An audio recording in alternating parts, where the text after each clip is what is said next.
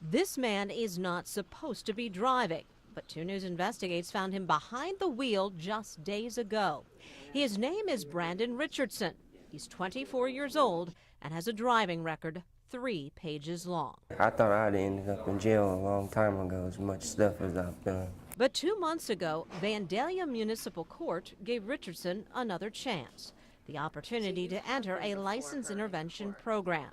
He told me driving under suspension landed him in jail when he had to report to another court. You'll go to New Lebanon, and it might be your first or your second time getting pulled over. They won't give you no chance. They'll just send you straight to jail. Vandalia has a history of giving offenders chances that other courts don't. These are Vandalia court records of people who have faced a charge of driving under the influence.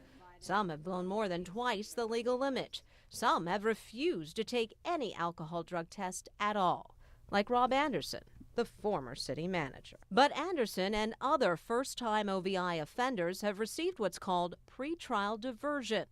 That means if they plead guilty, complete a state-certified driver intervention program, and do not break any alcohol or drug laws within the year, the OVI charge is dismissed as if it never happened.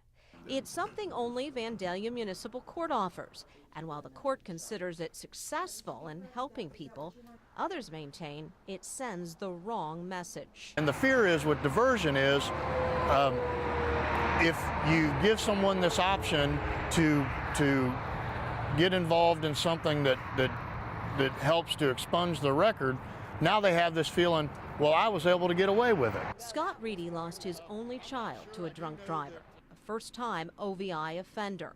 Now he volunteers for MAD. Many times it's their first time being caught and not their first time being drinking and driving. So I want you to understand your case is not over with today. Judge Cynthia Heck, who is now in charge of the Vandalia Municipal Court and was just reelected, has decided to keep using pretrial diversion. I tried to ask her why. She repeatedly refused to take my questions. Excuse me, Judge Heck? Defense attorney Jeffrey Slyman, who's a regular in Judge Heck's court, did agree to an interview. It's not getting out of jail, because one of the requirements for the diversion program is an intervention process which includes detention. You're not permitted to leave. But it's the not facility. jail. No, it's not jail. No, that's accurate. It is not jail. Slyman represented an Inglewood woman who completed diversion in Vandalia in 2010 after an alcohol-related offense. This year, records indicate that same woman was pulled over in Vandalia and blew a .221, nearly 3 times the legal limit. Diversion doesn't work for everybody.